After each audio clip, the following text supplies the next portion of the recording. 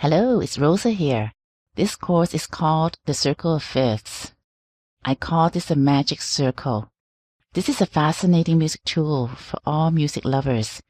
There's a lot of music theory, a lot of music harmony that are hidden behind this circle. This course is suitable for all music lovers, whether you play the piano or guitar or ukulele, violin, any musical instrument. You'll want to understand this circle of fifths. This is a comprehensive course. There's a total of 152 lectures. And there are 30 sections and a total of more than 4 hours of video training. This means that this course will take you about 2 to 3 weeks to absorb all the material inside this course.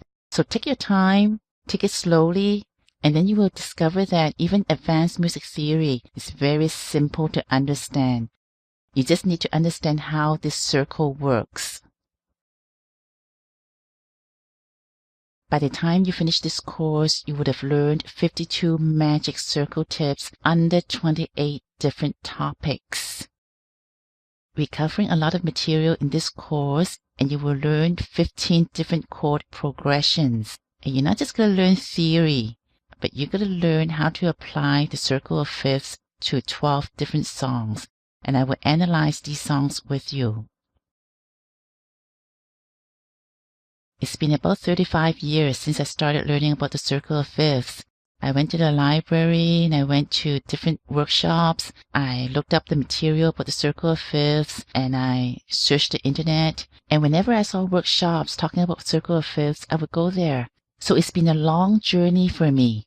So in this course, I want to show you the most important thing to learn all the theory behind the circle of fifths is to understand that this circle of fifths is a magic moving circle. It is a dynamic circle. It is not a static circle. You're going to learn how these tones work with each other, how they connect with each other. And because they're connected, they can move, they can run. You're going to learn the difference between a static circle from a moving circle. A static circle on the left just have the tones staring at you, facing you, just like the children there. They can't move too much. They're just facing you. But on the right side, you're going to see how the circle is very different. When the tones face each other, just like the children there, they can dance together, they can run together, and the tones are going to move together to make beautiful music. And you will see patterns and how the tones interact with each other and how these different chord progressions come about in songs. You need to understand the magic of the 12 tones. There are only 12 tones that you need to know. Learn when to read the sharps and when to read the flats. The circle doesn't stay static. It moves and it moves. You're going to find the different keys and you're going to learn when it moves clockwise and when it moves counterclockwise so that you can identify the different tones and chords in one flash. You're going to learn some tips to read the order of sharps and learn some tips to read the order of flats, because sharps and flats are usually very confusing for most people. And here you see a chart with a circle of fifths, and right away you see patterns. And you can identify the patterns. You will find that playing in F sharp or G flat is no problem. Once you know how this magic circle rotates, you won't need these charts anymore. You don't need these charts to identify the scale tones. You don't need to count the number of sharps and the number of flats. You can identify the key signatures right away, and you can see what the major chords are and what the minor chords are just by looking at the circle and templates. So no more charts. All you need is the magic rotary circle. You're going to learn some tips about slashing at 11 o'clock and 5 o'clock position. And yes, the fun part is you can make your own rotary circle.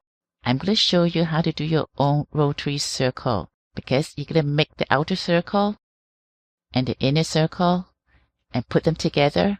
And once you put them together, you're going to find a lot of music theory and music harmony very easy to understand. You need to have this tool on your hand when you study this course. When we get into more advanced music theory like the secondary dominants, you see here they're all outside the circle. They're outside the key. You'll learn about primary dominant, secondary dominants, and the 2 Roman numerals. And you're going to figure out how to write the inner template for the secondary dominants. You see how the secondary dominants rotate in the circle and how they all become dominant 7th chords. We're going to analyze some songs, like try to remember here. And we don't have to get stuck with key of C when we use the rotary circle. This one is in the key of F. And this is Have Yourself a Merry Little Christmas 1-6-2-5 chord progression. 5/2 Eyes of Blue using the secondary dominant chords. And here is Love Me Tender, where you will identify the primary dominants and the secondary dominant chords. And My Way uses different chord progressions.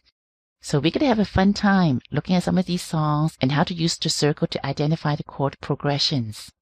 Come on in and join us. The students in there are really having a lot of fun. Here are some circle of fifths that they have created. And they all have their own style, their characters. The same circle of fifths, and these circles can move so that they can study the chords and understand music harmony in a fun and creative way. Come on in and join us, and I'll see you in the course.